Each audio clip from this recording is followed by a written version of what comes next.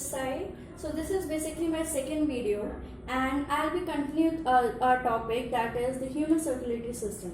Last topic में basically हमने एक फ्रेमवर्क पढ़ा था कि किस तरह से ह्यूमन सर्कुलेटरी सिस्टम वर्क करता है, और आज हम उसको देखेंगे कि कैसे एक हार्ट का रियल डायग्राम क्या होता है और कैसे उसमें एक्स्ट्रा फीचर्स क्या होते हैं जो उसको सपोर्ट करते हैं. So let's start.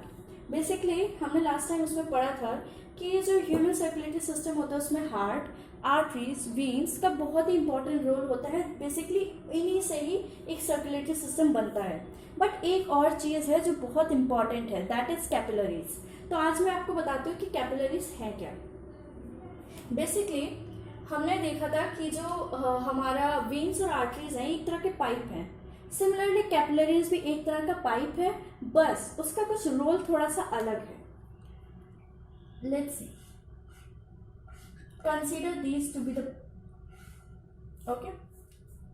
So here this is our main artery, say MA, and this is our main vein, say MV. So अब हम इन दोनों के फंक्शन जानते हैं. मेन आर्टरी क्या करेगी, हमारे हार्ट से जो होगा वो हमें लाकर ऑर्गन्स को सप्लाई करेगी. ये जो मैं लिख रही हूँ SO, ये हमारा ऑर्गन है. ठीक है, तो इसने क्या करा, हमारे ऑर्गन्स को दिया. एक कोई भी ऑर्गन कंसिडर कर लेते हैं, या किससे कनेक्ट हुई है, मेन आर्टरी. इसने अपना ऑक्सीजन जो थी, ऑक्सीजनेटेड ब्लड इसको सप्लाई करा. क्या करा, अंदर होती है हमारी कैपिलरीज. ये यहाँ पर ही एंड हो जाती है, इसके आगे यहाँ पर होती है कैपिलरीज. ठीक है गाइस, ये कैपिलरीज बहुत ही थिन ट्यूब्स होते हैं जो कि बेसिकली एक आर्टरी को और वीन को कनेक्ट करते हैं. क्योंकि जो हमारा ऑर्गन है, ऑर्गन के अंदर आर्टरीज या वीन्स नहीं होती, रैदर उनके अंदर होती है कैपिलरीज. जो मेन आर्टरी है वो यहाँ पर आई एक पॉइंट पे, एक ऑर्गन के एक पॉइंट पे है. ठीक है, इसने यहाँ पर पूरा ऑक्सीजनेटेड ब्लड प्रोवाइड करा, और फिर उसके बाद क्या हुआ, इसने ऑक्सीजनेटेड ब्लड उसको दिया, ऑक्सीजन मिल गई अंदर सारे सेल्स को, सारा पूरा ऑर्गन प्रॉपर वर्क कर रहा है. और उसी टाइम पे क्या करा, जितना भी वेस्ट प्रोडक्ट क्रिएट होता है, स्पेशली अगर हम बोले कार्बन डाइऑक्साइड, जो मेन चीज है, जो हम अगर सर्कुलेटरी सिस्टम की जब बात करते हैं तो जो मेन एक वेस्ट प्रोडक्ट जो कि वो लंग तक पहुंचाता है, दैट इज कार्बन डाइऑक्साइड. तो क्या करा उसने, यहाँ से सारा कार्बन डाइऑक्साइड और वेस्ट साथ में ले लिया. तो ये जो ब्लड इधर से हमारा सप्लाई हो रहा है, ये है ऑक्सीजनेटेड ब्लड, और जो इधर से जो निकलेगा दूसरे पॉइंट से जहां पर हमारी मेन वेन कनेक्टेड है, वो है वो हमारा होगा डीऑक्सीजनेटेड ब्लड. तो अब हमने क्या देखा, तो कैपिलरीज का वर्क क्या हुआ. कैपिलरीज बेसिकली कनेक्टिंग पाइप्स हैं छोटे छोटे, जो कि पूरे हमारे उसमें ऑर्गन्स के अंदर फैले होते हैं एज अ बंच. ओके, तो उन्होंने क्या करते हैं, वो एक तरफ से हमारा ऑक्सीजनेटेड ब्लड लेते हैं और दूसरे साइड से डीऑक्सीजनेट करके उसको बाहर देते हैं. तो ये तो हो गया हमारा आर्टरीज, वेन्स और कैपिलरीज का. अब हम जैसे बोलते हैं, इन तीनों को हम ब्लड वेसल्स बोलते हैं. अब ब्लड वेसल्स क्यों बोलते हैं, उसके पीछे रीजन ये है कि तीनों का फंक्शनिंग सेम है. एक बेसिक फंक्शनिंग अगर हम बोले वो सेम है. कैसे, तीनों का काम है ब्लड को सप्लाई करना, और जो ब्लड कैरी करने वाली जो भी पाइप्स होते हैं, बेसिकली जो ह्यूमन बॉडी में ट्यूब्स वाले पाइप्स होते हैं, उन्हीं को हम बोलते हैं ब्लड वेसल्स. तो हमारे आज क्या हो गया, हमें क्या पता चला कि there are 3 types of blood vessel, that is veins, arteries and capillaries. Okay, now moving on. हमने बेसिक फंक्शनिंग इसकी देखी थी कि आर्टरी का क्या फंक्शन है, वीन्स का क्या फंक्शन है. ठीक है, तो अब हम देखते हैं व्हाट आर वेल्स. ठीक है, मैंने ऑलरेडी यहाँ मेंशन करा है, यहाँ 4 टाइप के वेल्स है, दैट इज 1, 2, 3 एंड 4. अब इनमें इनका फंक्शन क्या है वो मैं आपको बताती हूँ. जैसे मैंने कहा, यहाँ पे पल्मोनरी वेन है, यहाँ से बेसिकली लंग से कनेक्टेड है, लंग से हमारा ऑक्सीजनेटेड ब्लड आ रहा है और यहाँ पर है. अब ये पहला चैम्बर है हमारा, ये पहले चैम्बर से नीचे गिरा. अब ये जब नीचे आएगा तो ये तभी आएगा जब ये खुलेगी. तो वेव एक तरह से ओपनिंग ऐसे करके वॉल्व होते हैं, जैसे ही ये खुला तो ये नीचे गिरा यहाँ पे ब्लड. अब ये क्या होता है, जैसे ही ब्लड हमारे इसने पुश करके नीचे करा, तो अब ये ब्लड वापस ना जाए, तुरंत ही बंद हो जाता है. क्यों, रीजन ये है, यहाँ पे पंपिंग होती है. अब पंपिंग इस तरह से होती है कि इधर से जाए, और अगर इनके से ये भी खुला होगा तो पॉसिबिलिटी है कि ब्लड हमारा वापस चला जाए. तो इसलिए ये जैसे ही हमारा फॉल करता है, ये वेव बंद हो जाती है.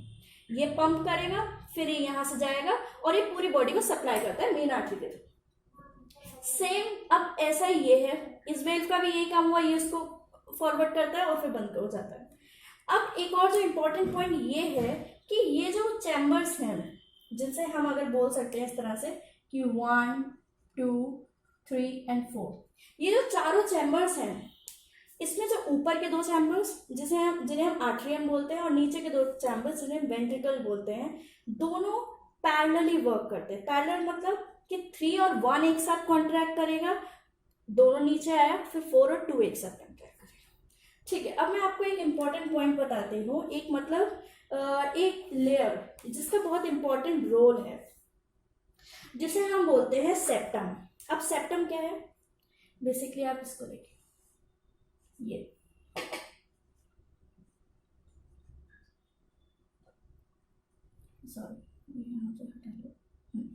तो सेप्टम है। सेप्टम हमारी जो सेप्टम बोलते हैं एक तरह से जो वॉल पार्टीशन है। अब इसका रोल क्या है वो हम देखते हैं। सेप्टम है तो यहाँ पर जब हमने देखा कि ऑक्सीनेटेड ब्लड आया, यहाँ आया, अब पंपिंग हुई, ये ऊपर गया, ऐसे घूम फिर के फिर ये यहाँ से एंटर करेगा, 3 वाले थर्ड चैम्बर में आएगा, यहाँ पर जो आएगा वो डीऑक्सीनेटेड ब्लड होगा। अब ये डीऑक्सीनेटेड ब्लड नीचे फॉल हुआ 4th चैम्बर में। अब ये 4th चैम्बर में जब फॉल होगा तब इसके बाद फिर ये यहाँ से निकल जाएगा।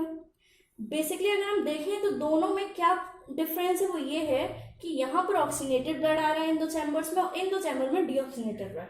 तो इस पार्टीशन की इसलिए जरूरी है कि जो हमारा ब्लड है मिक्स ना हो। तो अब आप क्लियर हो चुके होंगे कि सेप्टम का क्या वर्किंग है। अब सेप्टम के साथ साथ अगर हम एक चीज नोटिस करें तो ये जो दोनों है चैम्बर्स हमारे 4 और 2, यहाँ पर पंपिंग ऑफ ब्लड होता है। ठीक है, यहाँ पर से तो ये स्लोली गिर रहा है। मेन चीज क्या है, पंपिंग यहाँ हो रही है क्योंकि यहाँ से ऊपर भेजना है दोनों साइड में, फिर वो चाहे डीऑक्सीनेटेड ब्लड हो चाहे वो ऑक्सीनेटेड ब्लड हो। तो इस मामले में क्या होता है, ये हमारी एक एक्स्ट्रा लेयर यहाँ पर होती है जिसे हम बोलते हैं पेरिकार्डियम। ठीक है, इसे पेरिकार्डियम।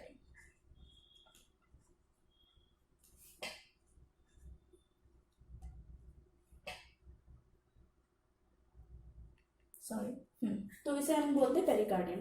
अब पेरिकार्डियम का फंक्शनिंग ये है कि ये स्ट्रेंथन करती है हमारे हार्ट को। अब मैं बोलूँ ये हार्ट है, ठीक है, पंपिंग हो रही है, हाई प्रेशर होगा। अब ये जब हाई प्रेशर होगा तो उसको झेल लेगा कैसे हार्ट, उसके लिए होती है पेरिकार्डियम की जो सपोर्ट देती है बाहर से, जो बोलती है कि हार्ट को जो स्ट्रॉन्ग करती है। ओके, मूविंग ऑन, जो हमारा नेक्स्ट पॉइंट आता है वो है कि जो वेन और आर्टरी है इनमें डिफरेंस किस तरह का है। बेसिकली है ये दोनों पाइप। अब हमने कैपिलरीज तो पढ़ लिया, कैपिलरीज का फिलहाल यहाँ पर ऐसा कोई रोल नहीं है, कैपिलरीज का ऑर्गन्स में है। तो जब हम बात करते हैं जो कनेक्टेड जो main artery, pulmonary vein, pulmonary artery and veins, तो इसमें डिफरेंस क्या है। ठीक है, तो अपार्ट फ्रॉम ये मैं आपको पहले बता चुकी पर्मिनरी और ये मेन, इसमें क्या डिफरेंस है उसके लिए आप मेरी पहली वीडियो प्रेफर कर सकते हैं, मैं उसकी लिंक नीचे डिस्क्रिप्शन बॉक्स में प्रोवाइड कर दूंगी। ठीक है, तो इसका जो मेन चीज डिफरेंस ये है आर्टरी और वेन में कि जो वेन्स होती है वो पतली होती है और आर्टरीज होती है मोटी होती है। अब मैं सबको इसके पीछे का लॉजिक बताती हूँ ऐसा क्यों होता है। बेसिकली अगर देखें तो हमारे बॉडी में जो हर एक ऑर्गन या जो क्रिएशन है अंदर की, it is very logical. Bio is never a headache, it's all about understanding it. So let's understand it easily. Veins है, हमने देखा वेन से यहाँ से आ रहा है, लंग से आ रहा है यहाँ पे, तो ये नॉर्मली फॉल कर रहा है, कोई ऐसा प्रेशर नहीं है उसके अंदर कि कोई चीज पुश कर रही है। इट्स लाइक बेसिक फ्लो एक लंग से होते हुए आ रहा है और ये यहाँ पर आ गया। अब चीज क्या है, आर्टरी है, आर्टरी हमारे सेकंड चैम्बर से है। अब मैंने जैसे बताया था, इससे पहले यहाँ से गिरा, ये वेल्व हमारी बंद हो गई। ठीक है, ये जिस मोमेंट पे गिरता है ये वेल्व हमारी बंद हो जाती है उस टाइम के लिए। ठीक है, और ये दोनों जैसे मैंने पता है पैरेलल चलता है। मानिए इसमें डीऑक्सीनेटेड ब्लड आया, इसमें ऑक्सीनेटेड ब्लड आया, और ये दोनों मतलब ऐसे एक टाइम पे बंद हुए हैं। अब यहाँ से ऑक्सीनेटेड ब्लड जाना है और बॉडी पार्ट्स के लिए, यहाँ से डीऑक्सीनेटेड ब्लड जाना है लंग्स में वापस। तो ये जब इसको ऊपर जब फेंकना है, या मतलब जहाँ, सॉरी नॉट फेंकना बट प्रोवाइड करना है आगे, तो क्या कर रहा है, उसे पंपिंग हो रही है, मतलब पुश होगा, प्रेशर होगा।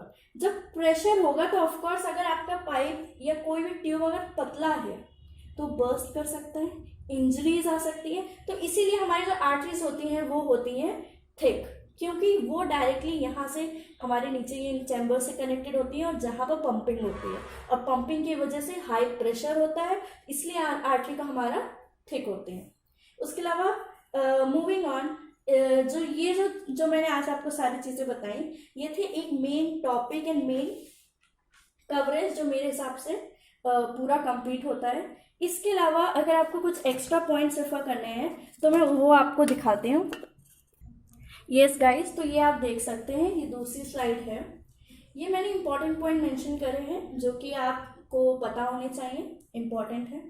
ह्यूमंस में 4 चैम्बर्ड हार्ट होता है, ये अभी हमने देखा 1 2 3 4, जिनकी फंक्शनिंग भी हमने पढ़ी।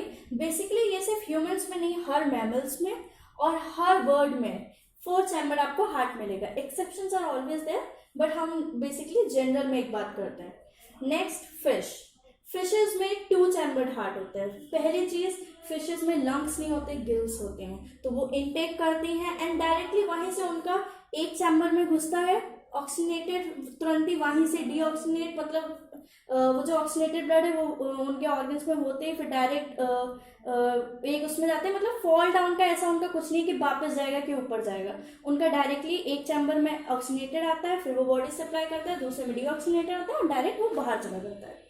Moving on to the frogs जो उनमें 3 चैम्बर्ड हार्ट होता है एंड इनकी फंक्शनिंग भी अलग होती है। फंक्शनिंग बेसिकली मैं अभी जो मैं बोलूँ तो वो सिर्फ फ्रॉग्स के नहीं, एम्फीबियंस और रेप्टाइल्स जितने होते हैं उनमें सब में ऐसी होती है। बेसिकली फ्रॉग एम्फीबियन का एक एग्जाम्पल हो गया। नेक्स्ट अगर रेप्टाइल की बात करें तो जो एक फेमस एग्जाम्पल, जो जनरल एक एग्जाम्पल, नॉट फेमस बट एक जनरल एग्जाम्पल होता है, वो होता है लिजर्ड का। ठीक है, तो जो रेप्टाइल्स की हम जब बात करते हैं तो लिजर्ड का, ठीक है।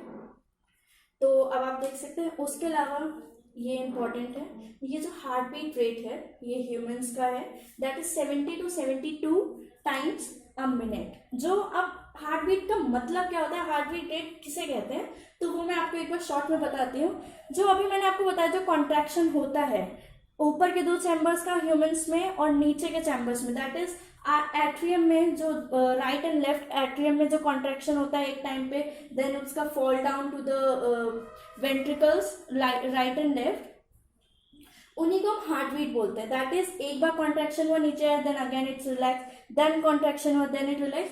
तो 1 मिनट में वो चीज कम से कम, नॉर्मली आप रेस्ट पोजीशन पे होते हो, आप नॉर्मली बैठे हो तो 70 to 72% होती है। एंड जब हम बोलते हैं कि हमारा हार्ट रेट इंक्रीज हो गया, तो वो तब होता है जब हम रनिंग या कोई एक्सरसाइज करते हैं। अब मैं आपको उसके पीछे का बताती हूँ रीजन क्या होता है। जब आप रनिंग और एक्सरसाइज करते हैं तो आपका ब्रीदिंग तेज होती है। ब्रीदिंग तेज होने का मतलब आपको एनर्जी की रिक्वायरमेंट ज़्यादा होती है। हमने पहले भी, जैसे हम जो से मैं नेक्स्ट अपनी वीडियो में बनाऊंगी प्रॉपर रेस्पिरेशन को एक्सप्लेन करते हुए, अभी मैं आपको शॉर्ट में बोलती हूँ कि रेस्पिरेशन जो प्रोसेस होता है उसका वर्किंग क्या होती है, उसका एनर्जी ब्रेक डाउन करके, मतलब आपका जो फूड या जो अंदर मॉलिक्यूल्स जितने हैं उनका ब्रेक डाउन करके एनर्जी प्रोड्यूस करना, ठीक है, दैट इज एटीपी। तो अब जब एटीपी के प्रोडक्शन के लिए हमें ऑक्सीजन की जरूरत पड़ती है, तो जितनी हम तेज दौड़ेंगे उतनी एनर्जी ज़्यादा चाहिए, उतना ही ऑक्सीजन हमें ज़्यादा चाहिए। अब जब ऑक्सीजन ज़्यादा चाहिए तो मतलब पूरा सप्लाई रेट भी उसका स्पीड होना चाहिए, तो इसीलिए हमारी हार्ट बीट्स इंक्रीज हो जाती हैं। इसके अलावा आपको मैं एक नीचे डिस्क्रिप्शन बॉक्स में एक पीडीएफ प्रोवाइड करूंगी एज एन अटैचमेंट, जैसे आप देख सकते हैं उसमें बहुत ही प्रिसाइजली पूरा सर्कुलेटरी सिस्टम को बताया है। और दूसरी चीज, उसमें 3D डायग्राम भी गिवन है, तो आप उसको प्रेफर कर सकते हैं, देख सकते हैं हार्ट का। Thank you so much, see you all in the next video.